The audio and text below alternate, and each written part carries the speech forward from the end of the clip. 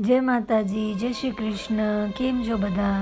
તો સવારના જુઓ, અમારા મીઠુભાઈને બારે રાખ્યો છે હોલમાં. અને મીઠુભાઈ કેમ અમારા રમે છે, અને પપ્પા હવે અગરબત્તી પૂજાની કરશે. તો મમ્મી કે આજ મીઠુંને ઉડાડવું છે તો ઉડાડી નાખું. થોડીક વાર બારે ફરી આવે ને, ઘણા દિવસથી આવી કેક અંદરની અંદર છે પિંજરામાં. તો મીઠુભાઈને ઉડાડ્યો છે. તો અમારા મીઠુભાઈ આજ જાય છે ગામમાં ફરવા, અને બધો મમ્મીને આવીને કહેશે કે મમ્મી આમ હતો ને તેમ હતો. પણ મીઠુભાઈ બપોર થઈ ગઈ પણ આયા નહીં, એટલે મમ્મી હવે એને લેવા ગઈ છે. આ એનો ફેવરેટ ઘોડો છે, તૂટી ગયો છે તો એનો ફેવરેટ જ છે. તો કે બાજુના ઘરે બેઠો છે, તો મમ્મી હવે ઘોડો લઈને જાય છે બાજુના ઘરે.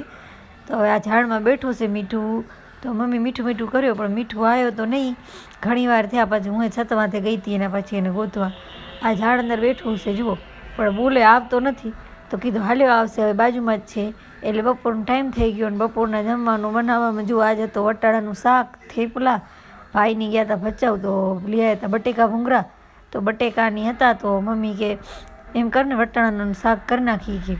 તો આ જુઓ થેપલા, માખણ, ફાલુદા અને છાશ ને બટેકા ભૂંગળા, દહીં, બટેકાનું ને વટાણાનું શાક. તો જેને જમવું હોય આવી જાઓ.